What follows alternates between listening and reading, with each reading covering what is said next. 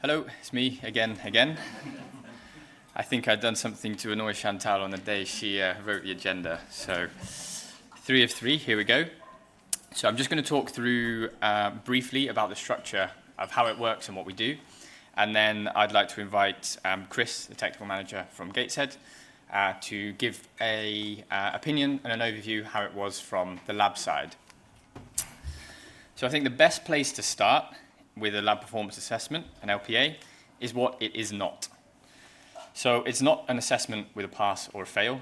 We are not UKAS or food hygiene. We are here to observe and understand how the microbiology lab works. Like I said, no one knows your lab better than you, so we want to learn from you in the process.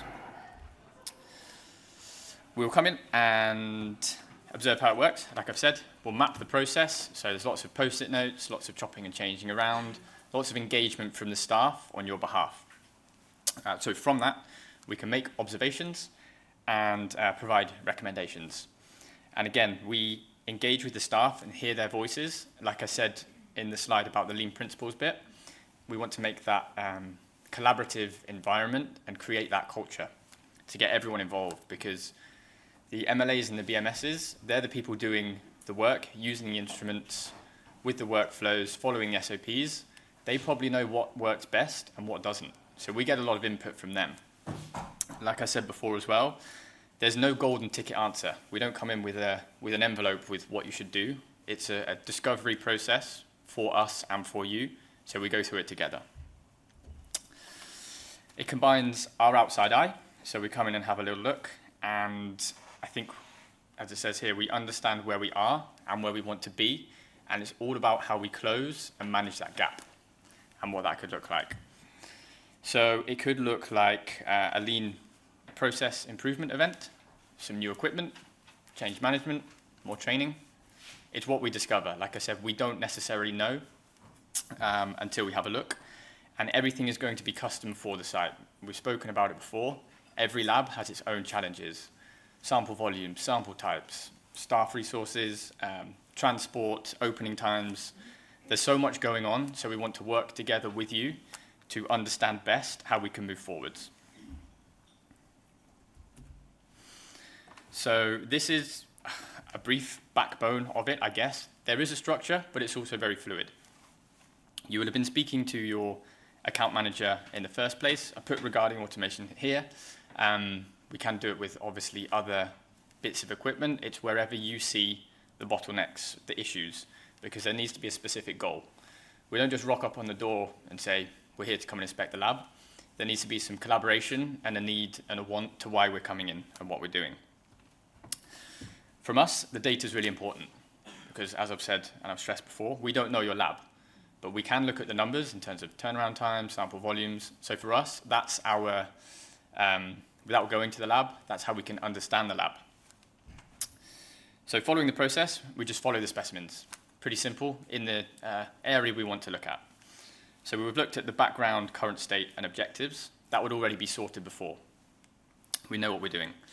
So then we come in, make some observations, speak to the staff, and we can provide recommendations on top of that. And then we can explain the benefits and work with you for an action plan for the follow-up.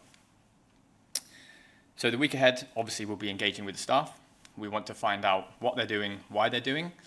We'll try and cause as minimal disruption as possible. We do have microbiology background, so we know roughly what we're on about in terms of testing. We're not asking them, what's this, what's that? It's more, why are you doing this? How are you doing this? What works, what doesn't work? So again, we can provide opportunities and recommendations off that moving forwards. So the data analysis is a really important part because it allows us to see the samples, I guess, as figures, because there's so much going on in a lab, we can't keep track of everything all the time. So a really important one, well, we can look at all sorts of things. Sample volumes, we spoke about it before. I think Sue was saying they get 25% of their samples at 5 o'clock, when most people go home. So how do we manage that? How do we change that? It might not necessarily be in our hands, but we need to know the lay of the land. We can look at that compared to staffing levels. When samples come into the lab in terms of a weekday, what's our peak weekday? Do we have enough staff available for that? And it's how we manage it. We also look at the Pareto analysis. I don't know if people are familiar with that, but the 80-20 rule. So 80% of your outcomes come from 20% of the impact. It's a very broad term, but if you relate that to microbiology, if you lined up all of your sample types and then put the quantity and volume, typically of the UK market, we see two massive peaks for the screens and the urines, the bulk samples that we tackle, and then tapers off for wounds, blood cultures, respiratory, and all of the special precious samples, which is where we want the BMSs to spend their time, and we can have a big impact on just a small sample type.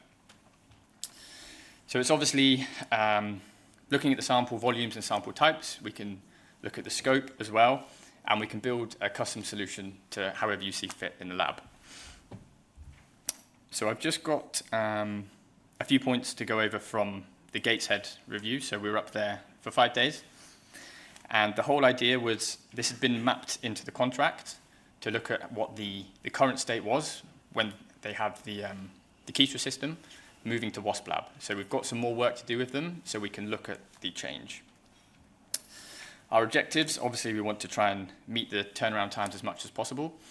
They're in good stead, but I think where we saw the differences is if you split that between positives and negatives. The negatives were easy enough to get out, but there was a few delays here and there on the positive processing side. System uptime, of course, really important. You need that for continuous service. And the integration and interfacing. I think the current system is partially interfaced, so there's still a lot of duplication. Where there's duplication, there's always a risk for error and frustration from the staff. So I've put understand how the WASP Lab can change the way of working in bold, because that was Tash and Chris's kind of key goal, was to engage the staff members. We've talked about with the change management beforehand, but it's to get everyone involved to embrace the change. So we'd had a look at the scope, obviously, moving from the Keystra and the UriMast to getting everything on the WASP Lab. So we're going to pretty much full automation as much as we can. We're moving to liquid-based media where possible for everything. So that's a reduction in the hands-on time. A big change as well was the loop streaking. We saw it in the Petri dish poker game compared to the ball bead, which was another area to look at. And obviously interfacing with the complete biomemory suite, so the automated AST and the ID, the Vitek MS Prime, and the Vitek 2, to have that all going through Maestria. Just a summary to touch on these points. So we've got the high quality isolation to aid in rapid decision making, and there's less pickoffs. Interfacing eliminates the duplication and should speed up the process. And load and go, hands-on time, and all of this is going to improve patient care. So next steps, we have obviously the implementation. The hardware is getting delivered at the end of the month. Change management is a big process. So I showed the modular breakdown, and a lot of that is manual to automation. The guys at Gateshead are going from Keystra to WASP Lab, so the idea of an automated workflow isn't really a stranger to them. So we're going to build some custom modules because some of those won't be very valuable to the guys. So we want to make sure that we're making it as bespoke as we can, and so there's enough value in it for the guys. We have already done the change management, so disk diffusion to the Vitek 2. Obviously you're going from reading the disk zone sizes to having that all automated. That's a really fun one. There's some Lego games to understand how the Vitek 2 works with the advanced expert system. They don't have to be experts after it, but it's to get people involved with the idea of how the change will work. And then we have the Phenomatrix project afterwards. We'll do some similar work with them, like we've done with New Cross, so in terms of the timing, and we need to create the project team to build the decision trees and move on from there. But that's not going to come in until probably the back end of this year. So I'm now going to hand over to Chris, who's going to come up and speak from his side at Gateshead.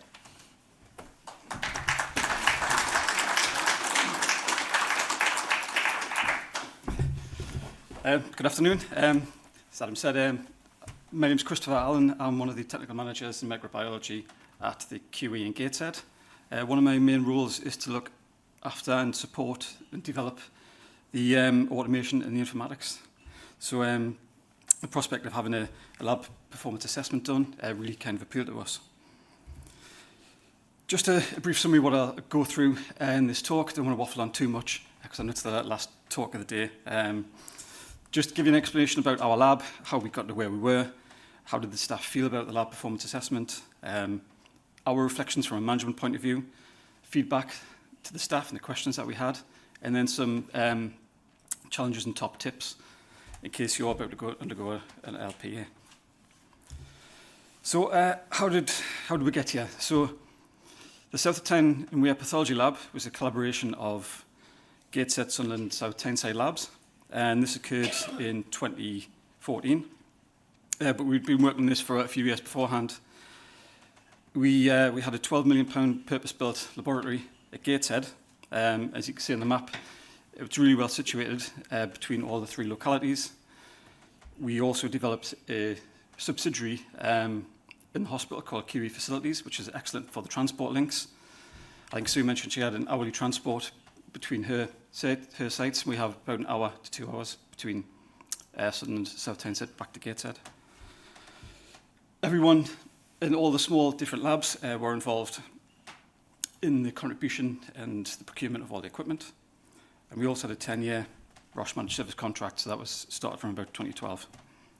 So that was the tough part, but the more difficult part, for those of you who have gone through any collaboration, is aligning all your SOPs, your practices, and your behaviours. 3 really well-run small labs in the region, all getting together. It's really quite difficult to get that process correct. A lot of arguments and fighting from the consultants, and bespoke services from around each area was quite difficult as well. One of the main challenges was the merging of the 3 LIMS systems. So we had Meditech, WinPath, and Lab Centre. Trying to merge them together with 3 different ICE systems and configurations was extremely hard. So we went through a period for about 2 years where we were all merged and consolidated in one microbiology lab, but we were split. There was Sunderland who were working on Meditech, Gateshead, South Tyneside on WinPath and Lab Centre. So that was really quite tricky for a couple of years. A lot of the staff that merged were quite resistant to change as well, so there was a bit of resentment there between the two camps, so to speak. So, and during all of that, whilst embracing new technology, we had a Keystra system installed. This was a total novel approach to culturing and reading samples. Different workflows, logistics, moving samples around, and we also decided to put in a 24/7 shift system as well. Not just for BMS staff, but for support staff and AP staff as well. Recent changes, that Roche Managed Service contract expired in 2022, so we had to go out to re-tender for a new MLS. And as part of that, we had to rewrite the specification for the microbiology service. Using our knowledge of Keystra and what worked, what didn't, we could add extra elements into that specification. That went out. Roche were successful in being awarded the contract.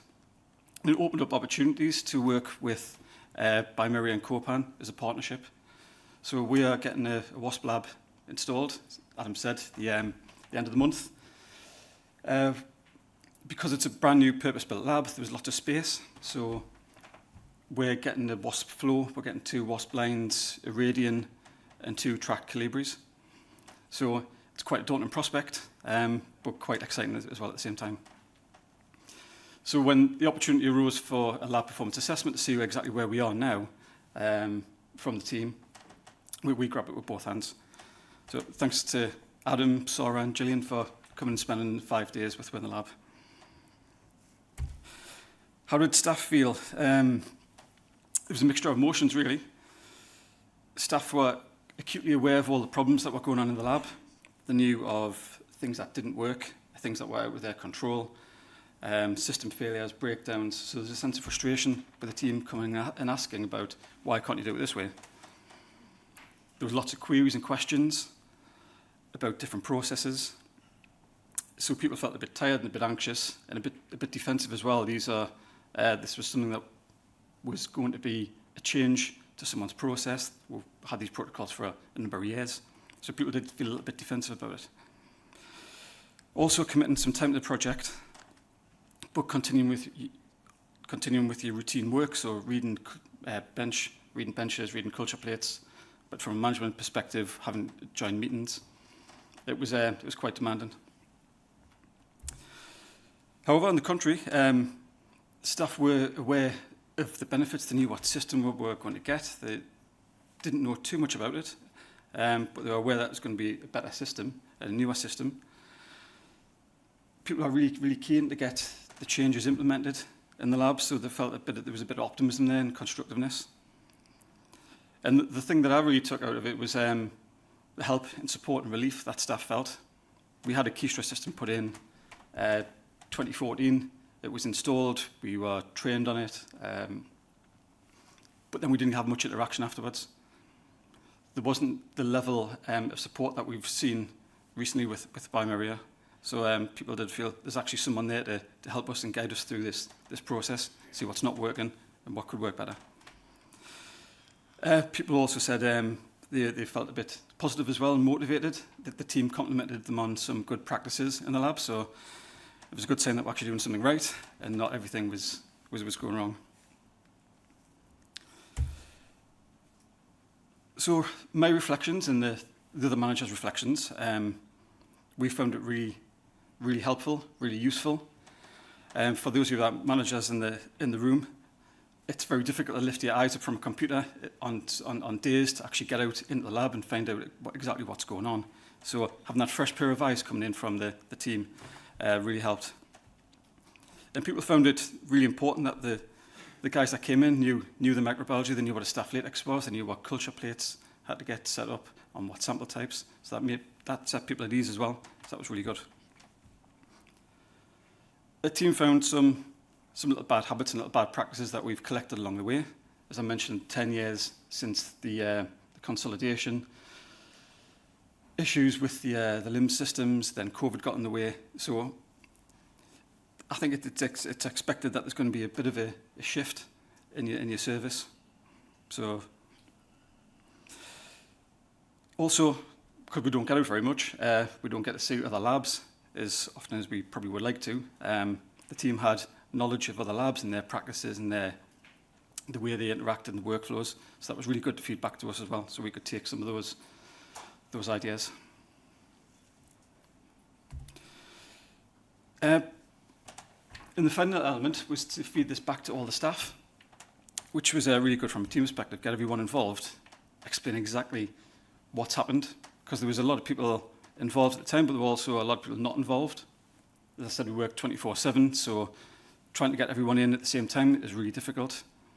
So at the staff meetings that we held, we dedicated a certain section to this lab performance assessment. So explain to everyone what it was, what data was collected, what was analysed, why it happened, explain that we're moving from an automation to an automation, which is quite a novel scenario. We also want to try and implement changes and get it right first time. We don't want to have to come back to this in a year's time and go, actually, we could have added that. So staff were saying, well, what can actually change? Because we've had promises from suppliers before, what can actually change? So we had a bit of a balancing act, really. Being realistic, the staff, about what is possible to change at this time, but emphasise the long-term goals. So some of our issues we have are with our LIMS provider, Meditech, who are based in America, and it's quite difficult to get in contact with them and deal with issues quite rapidly. So that process with the LIMS provider usually takes some time.